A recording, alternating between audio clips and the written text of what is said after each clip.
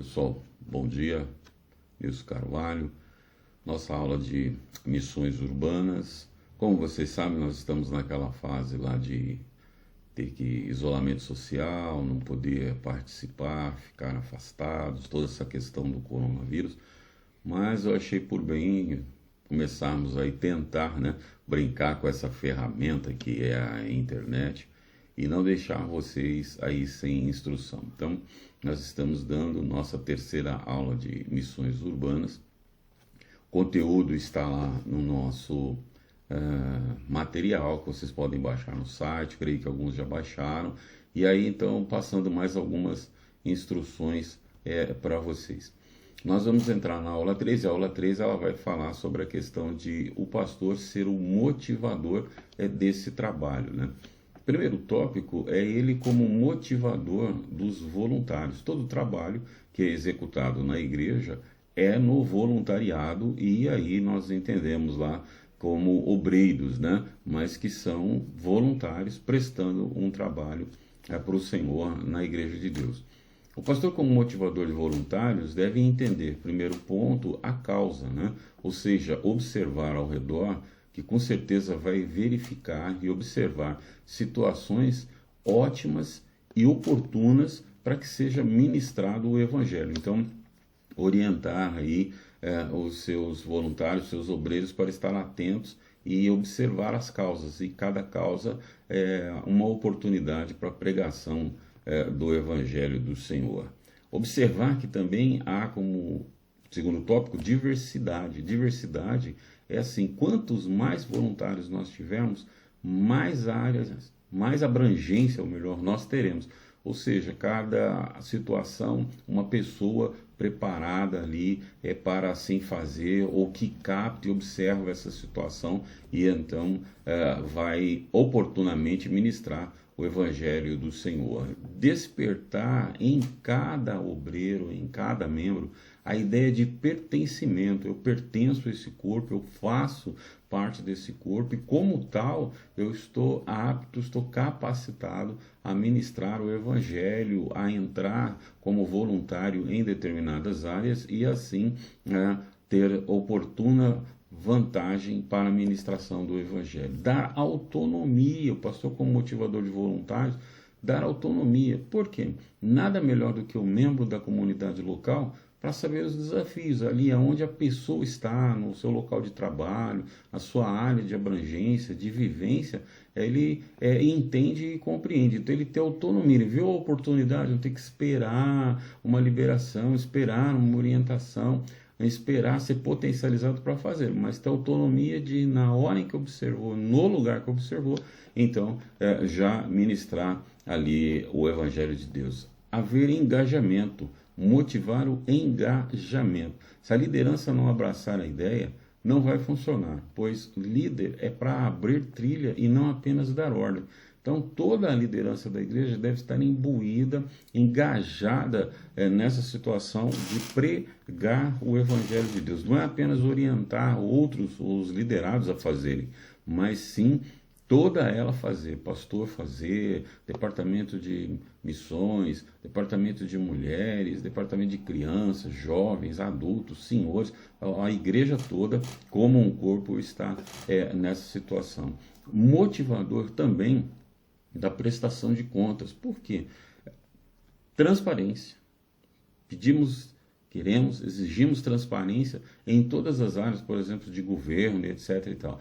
Também nessa parte precisa haver prestação de contas. Essa é uma etapa essencial para mostrar não só a transparência, como a idoneidade do trabalho executado. Pessoas vão contribuir, pessoas vão ajudar de alguma forma, e quando essas pessoas receberem relatório, prestação de contas de como foi, quanto arrecadou, de que maneira foi investido, resultados alcançados, isso com certeza motivará não só essas pessoas a continuarem engajadas, ofertando, participando financeiramente, se envolvendo, mas também a trazer outros para que assim o façam. Evangelismo, pastor como motivador do evangelismo. Fazer com que as pessoas entendam que o evangelho é o combustível dessa cultura, que essa é a nossa ferramenta de trabalho, a palavra de Deus, a semente a ser lançada é o evangelho. Então, entender também que não existe vida cristã sem evangelho e não existe evangelho sem sacrifício.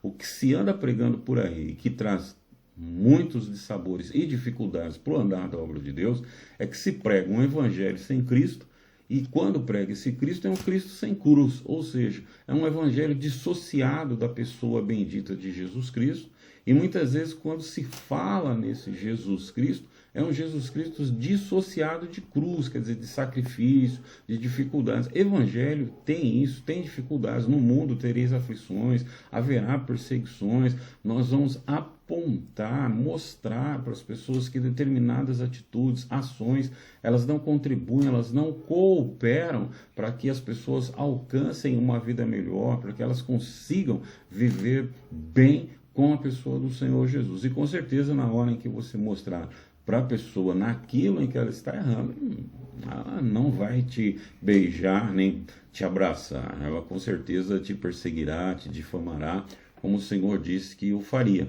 mas que aqueles que se propõem, aqueles que estarão ministrando o Evangelho, eles entendam que o Evangelho tem essa faceta também do sacrifício, da dificuldade, mas não podemos ministrar outra coisa, ensinar outra coisa que não seja o Evangelho.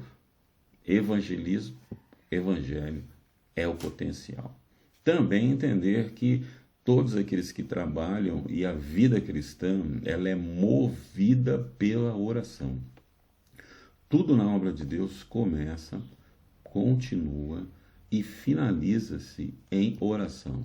É através da oração que vai ser fortalecido esse obreiro, esse voluntário, esse cooperador que está aí trabalhando. É através da oração que vamos ter comunhão com Deus, orientação de Deus, estratégias de Deus para os trabalhos a serem executados. É através da oração que nós veremos corações serem tocados, vidas serem mudadas. É através da oração que nós veremos, então, a semente plantada, a semente lançada, ela germinar, ela começar a dar fruto, ela crescer, esse fruto perpetuar. Ou seja, é a oração que rega aquela semente que nós ali estamos lançando. Então, primeiro ponto, orarmos para que Deus nos dê estratégia dentro da localidade, dentro da sua área de atuação, para que Deus dê estratégia específica para aquele lugar, para aquela situação. Através da oração, obter força, obter alento, alimento para continuar. É desgastante o evangelismo, é desgastante a ministração do evangelho. Haja vista, por exemplo, este momento aí em que nós passamos, estamos separados, tentando dar aula para vocês aí, usando essa ferramenta que não estou tão habituado assim, mas tentando, aprendendo, buscando meios para podermos continuar com o nosso trabalho, que em virtude desse momento aí do coronavírus, está tendo toda essa situação de isolamento social, de fechar as coisas, mas tantos questionamentos, pessoas questionam, mas fechar a igreja não vive por fé, nós não acreditamos num Deus que cura, né? Um Deus que tem poder para transformar, mudar, alterar as situações. Então são momentos em que aquele que está liderando, aquele que está ministrando, aquele que está evangelizando, também sofre, né, essas tentações, essas dificuldades. E aí o que ocorre? A oração. Temos que nos recolher para a oração para ter o sustento necessário, o alento necessário para continuar. Então, dentro do evangelismo, a oração tem esse peso importantíssimo. Também não pode se deixar de lado, o Senhor orienta, dá estratégia, capacita, mas o voluntário, o pastor precisa incentivar para que seus voluntários, seus obreiros, eles busquem treinamento. Eu preciso muitas vezes vencer algumas barreiras pessoais, alguns princípios pessoais, algumas ideias pré-concebidas para poder pregar o Evangelho do Senhor. A forma, ela pode ser continuamente alterada. Haja vista que estamos usando essa ferramenta que é a internet para levar aí conhecimento até vocês, levar a mensagem até vocês. Então a forma, ela pode ser alterada. O conteúdo é inegociável, porque o conteúdo é o evangelho. E o evangelho não muda, ele transforma pessoas, mas ele não pode ser mudado. Lembre-se da orientação do Senhor: passarão os céus e a terra, mas a minha palavra não passará. Então o conteúdo, que é o evangelho, não tem como mudar de maneira nenhuma, mas a maneira, a forma, o jeito, a fala, como eu levo isso, eu posso. E aí o treinamento entra para ser capacitado a utilizar outras ferramentas, utilizar outros meios, trabalhar a dicção, trabalhar a forma cultural, o entendimento, a compreensão, ter mais ferramentas para poder não só ministrar, mas também argumentar, aprender formas mais chamativas, né, para alterar a forma como as pessoas vão encarar. Um exemplo clássico, por exemplo, a pessoa pode chegar numa praça pública, vamos dizer assim, e aí ali começar a dizer que ele vai tirar de dentro daquela mala uma coisa inacreditável, ele tem um poder incrível dentro daquela mala, algo que ninguém nunca viu, algo que tem um poder para transformar a vida, alterar. Você que está passando aí, você que está me ouvindo, olha, eu vou tirar aqui, hein? Vou tirar, para aí, olha só, vou abrir essa bolsa e vou tirar algo incrível daqui, algo que vai mudar a sua vida. Você vai olhar, vai ficar sabendo e não vai ser mais a mesma pessoa. Tenho certeza, eu te desafio a ouvir o que eu tenho para falar e ver o que eu tenho para mostrar e não ser mudado. E aí a hora que você perceber, né, esse agito todo, essa forma, essa maneira de dizer, vai atrair algumas pessoas. A curiosidade é uma coisa incrível, então vai atrair alguns curiosos para ali ficar, que será que ele vai tirar daí? Começa os comentários em volta, é isso, é aquilo outro, não sei o que, aquilo lá e tal. E a hora que a pessoa então percebe que já tem um público e a atenção desse público para aquela maneira de agir, de atuar ali naquela localidade, quando as pessoas menos perceberem, ele saca de lá de dentro uma Bíblia, a palavra de Deus, e tá que isso vai mudar a sua vida, e prega o evangelho. A forma foi alterada. O conteúdo é palavra de Deus e isso é inegociável e não pode mexer. Então, o treinamento nos leva a isso aí. Treinamento da percepção, a pessoa olhar, observar, né? Tipo uma conversa no ônibus, um dia frio, garoando e tal, e de repente alguém encosta do seu lado, ali no ponto de ônibus, ali dentro do ônibus ou no metrô, a pessoa encosta, puxa vida, né? Que bom dia, nossa, que dia difícil, essa garoa, um friozinho, não é tão bom para ficar na cama, mas porque a gente nasceu pobre, tem que levantar, tem que trabalhar, tem que ir à luta e tal. Isso é uma conversa que está ali no nível humano, mas aí aquele que percebe a oportunidade, aquele que quer pregar, poxa, é a oportunidade de eu levar essa palavra, essa conversa para o céu, para um nível superior. Realmente, é um dia frio, um dia difícil, garoa, quem trabalha na rua é bastante complicado para fazê-lo, mas pensa comigo, né? O morador lá do campo, o agricultor, o lavrador, com esse tempo ele está dando glória a Deus, ele está agradecido, ele está lá se molhando, ele dando lá no barro. Por quê? A planta que ele plantou, a cultura que ele está desenvolvendo, a lavoura que ele está trabalhando, ela precisa da chuva. A chuva é certeza, na medida certa, é a certeza de que ele vai colher, de que a planta vai crescer bem e sadia. E se isso não acontecer, o nosso alimento na mesa também vai sumir. Então, vamos dar graças a Deus em tudo, né? De repente, algo que não é tão bom assim para mim, num primeiro momento, mas é bom para o outro. Mas se eu amplio a minha visão, vou perceber que também é bom para mim. Porque se não tiver a chuva, não tiver o sol, não tiver o frio, não tiver a primavera, as estações do ano não funcionarem, a agricultura tem muitos problemas. A agricultura tendo os problemas, nós vamos ter problemas alimentares. Então você tirou a conversa ali do nível humano, do nível terrestre, já levou a conversa para o céu, já trouxe para dentro da palavra de Deus. E numa conversa formal ali, até com uma pessoa que você nem sabe quem é, o evangelho está pregando. Aí é que entra a questão do treinamento. Treinamento, então, deve ser um modelo de cultura para pregação e ministração do evangelho, coisa linda e boa. pastor também, o líder, deve ser um motivador de missões. Lembre-se que lá em Atos dos Apóstolos, a palavra do Senhor diz: permanecer em Jerusalém até que do alto vocês sejam revestidos de poder.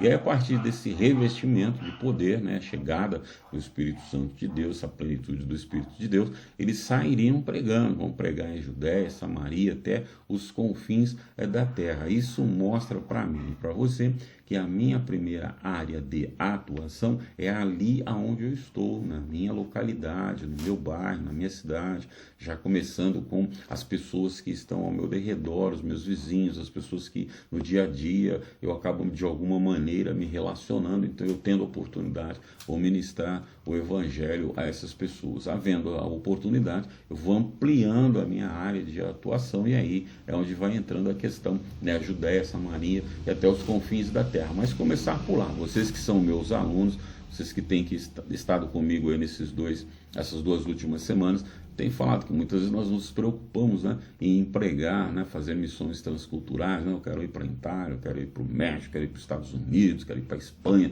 quero pregar o evangelho àquele povo lá, e às vezes o nosso irmão carnal que dorme junto, mora comigo, dorme aí no beliche de cima, no meu próprio quarto, eu não estou ministrando o evangelho do Senhor. Então, antes de fazer isso, antes de pensar nisso, vamos pensar ali onde nós estamos. Eu posso até pensar em missões transculturais, em ir para uma outra localidade, um outro país, né, pregar o evangelho do Senhor. Isso não é errado de maneira nenhuma. Agora, enquanto isto não acontece, eu ainda estou aqui em Jerusalém, eu vou pregar e ministrar a essas pessoas que estão aí próximas de mim. A igreja, né, deve ser o local de preparação do missionário.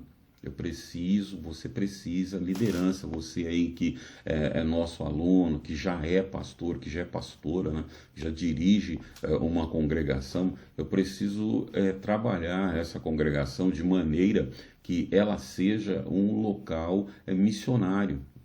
Preparação de missionário já ali onde nós estamos, né? E essa preparação, preparação do âmbito espiritual, precisa ter um espiritual forte, precisa entender que haverá uma guerra espiritual no fazer a obra de Deus, no levar o evangelho do Senhor, haverá sempre uma guerra espiritual, o adversário de nossas almas, aquele que João diz lá, Jesus diz em João, Evangelho de João, ele só veio para roubar, matar e destruir, ele vai fazer isso. E é uma guerra espiritual, conforme você vai buscando tirar pessoas do vício, da perdição, do lamaçal do pecado, é uma guerra espiritual, é onde vem aquele abatimento, aquela fraqueza. Muitas vezes começamos a ter até uma certa síndrome do pânico, parece que alguma coisa, parece que alguém está nos perseguindo, vai nos pegar e tal. É guerra espiritual. E para isso se preparar, ter uma vida melhor de oração, um gosto por orar, por ler a palavra, por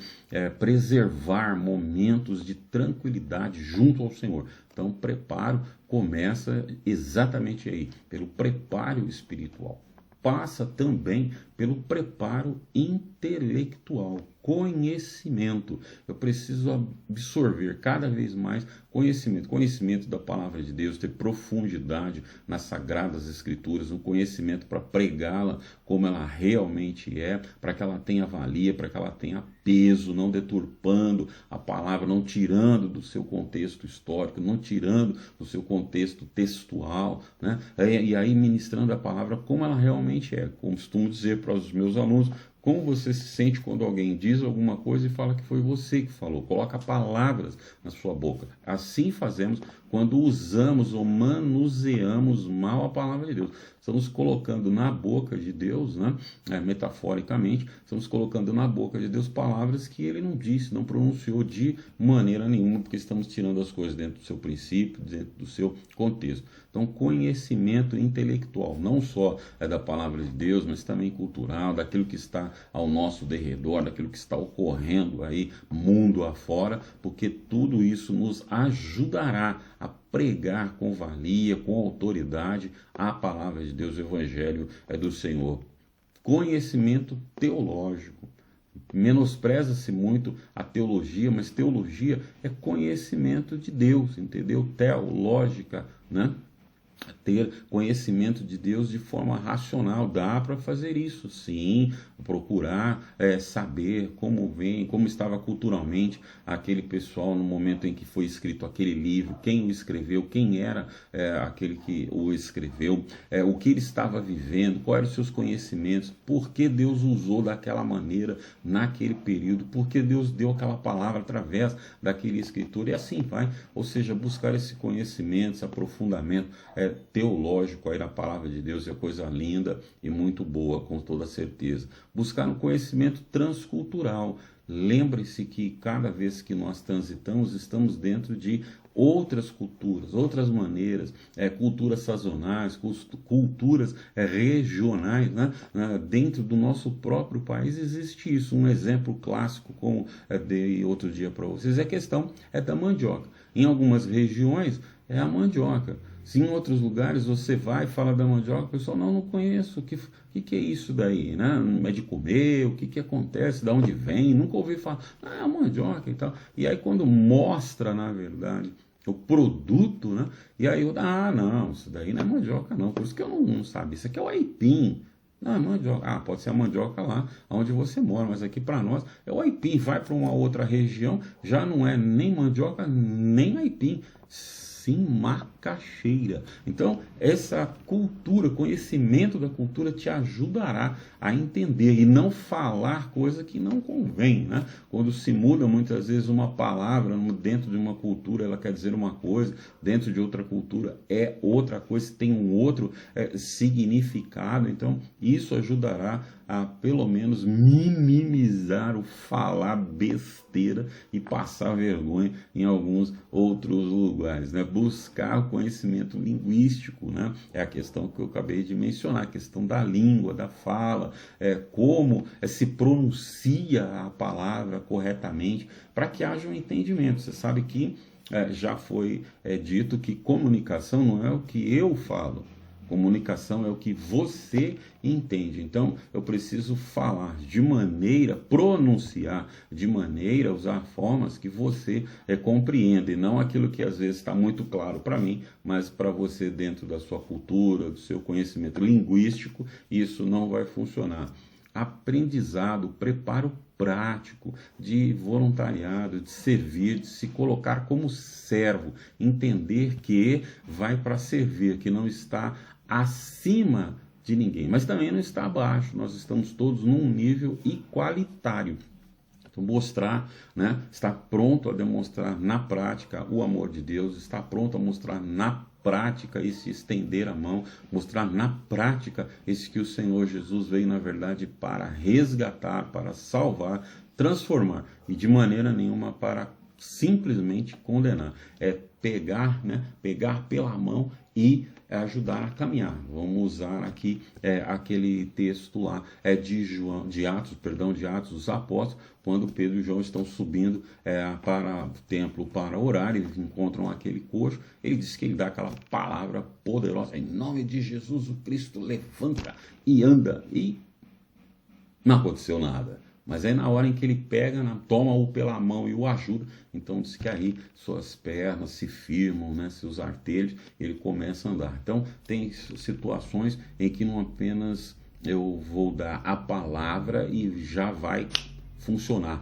mas eu vou precisar, na verdade, de tomar pela mão, de caminhar, de ajudar, e isso muitas vezes é o que traz maiores resultados, porque é o mentorear, é ajudar a pessoa a sair do estado onde ela estava, a posição em que ela estava, e alcançar uma nova situação. Também preparo psicológico, né? Nós precisamos aí estar com a nossa mente sadia, nossa mente forte, tranquila, porque nesse trabalho encontraremos muitas situações difíceis, como você e eu temos visto aí, né? Situações ao nosso derredor de degradação humana terríveis, isso nos abate, situações que nós não entendemos. Eu e você, por exemplo, que estamos aqui, tendo nossa vida, nosso dia a dia, nosso psicológico seria totalmente abalado no momento em que, de repente, nós precisaríamos viver ou conviver um tempo, digamos assim, com os presidiários, aqueles que estão encarcerados. É outro mundo, é outra realidade, outra forma de ver as coisas, e isso abate. Então, o transitar em determinadas situações, determinadas localidades, determinados países, situações, abatem. Então, eu preciso também ter esse preparo psicológico para estar firmes. Pastor, como motivador de missões, a igreja trabalhando nesse preparo, ela precisa ser aquela que investe em missões, incentiva missões, incentivar as pessoas a orar por missões, orar por missionários. Através da oração você abraça o mundo, você toca o mundo. Daí aonde você está, eu falo para você agora da cidade aqui de Salto, você aí que vai estar talvez em Arujá, em várias localidades, mas daí nós podemos alcançar o mundo todo através da oração. Incentivar, a igreja incentivar, promover, né, eventos, promoções, fazer com que as pessoas tenham esse contato com outras culturas, conhecer outras localidades, ter informações sobre determinados países, determinadas regiões, acontecimentos, para que elas possam até a começar de maneira emocional a se envolver com esse trabalho, se condoer com outras situações e assim começar a trabalhar, a caminhar nesse sentido de fazer missão.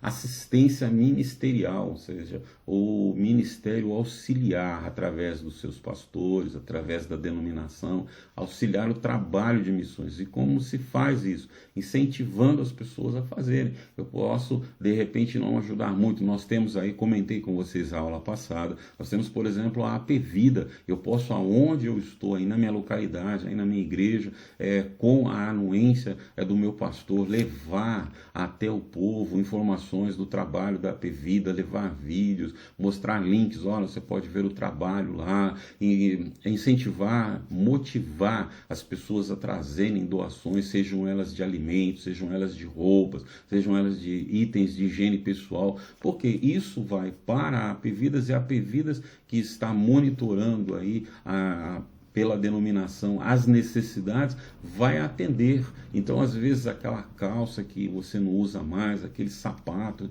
que você já emocionalmente, né, já se desprendeu, não gosto mais, não acho que está legal, vou jogar fora, mas ainda está bom. Então, incentiva, faz isso, motiva outros para participar nisso. Né? Isso já estamos fazendo um trabalho. Eu posso até não ir lá numa localidade, num núcleo habitacional lá no Nordeste, mas através da AP Vida está chegando lá a calça que foi doada, o alimento que eu angariei está chegando lá. Então eu também estou indo e estou ajudando. Incentivar treinamentos, passarem por agências que promovem esse trabalho. Nós temos dentro da nossa denominação, por exemplo, o SAMAR, que faz isso com pessoas capacitadas, competentes, que treinam. Então, entrar em contato com esse departamento da nossa denominação e também receber aí treinamento, vão receber ensinos sobre estratégias de como fazer, trabalhar, né, incentivar também na igreja local, o quê? Incentivar as arrecadações, vidas financeiras. Olha, vamos contribuir, não importa a quantidade, o valor, cada um fazendo um pouquinho, com certeza vai ajudar e ajudar muito. Então, de repente, falar com o seu pastor, o pastor, seu incentivador, olha, irmão, vamos fazer aí por mês, cada um dentro do seu possível, vamos estipular um valor, sei lá, aleatório, hipoteticamente aqui falando para vocês, R$5, olha, cada mês, em determinado dia, todos os irmãos que puderem vão contribuir com R$5. Esses R$5 não farão parte das ofertas normais da igreja, já vai ser uma oferta designada. Vamos entrar em contato, vamos pegar um número da conta, por exemplo, da AP Vida, e todo mês esse valor arrecadado nós vamos depositar lá. Está ajudando, incentivando a auxiliar financeiramente. Missões, lembre-se que eu falei para vocês, nós fazemos missões de três maneiras. Eu posso orar por missões, eu posso ir, né, me deslocar e fazer missões, e eu posso contribuir para que seja feito missões. Em cada uma dessas três partes ou tópicos que eu estiver envolvido, eu também estou junto indo fazer missões. Ok, amados e queridos irmãos? Deus o fez e capacitou de forma única para que com suas forças e limitações servir ao Cordeiro Jesus em seu tempo e aonde você estiver. Fala de pastor Ronaldo Lidório, missionário e mestre em teologia. Então, aí onde você está, você pode fazer, tá? Espero que tenha dado algumas orientações. Hoje não podemos estar aí com vocês, né? Dia 22, de abril, mas está aí algumas orientações para vocês. Lembrando que nós precisamos, né? Você tem aí o seu trabalho a fazer, a nos entregar conforme foi enviado para cada um. Então envie o seu trabalho, estaremos aguardando. Semana que vem, ajudando e permitindo Deus, nós enviaremos uma nova aula aí para você. Lembrando que dia 29 já temos um trabalho a ser feito. Você tem um link que já foi disponibilizado para você ler um texto e fazer uma reflexão sobre ele e nos enviar através do e-mail nilsoncarvalho62@gmail.com, que você também já tem o conhecimento, nos enviar esse trabalho. E no dia 29 estaremos então já mandando para vocês o outro trabalho que nós faríamos em sala de aula todos juntos, mas infelizmente não poderemos fazê-lo, mas enviaremos as instruções para vocês. Que Deus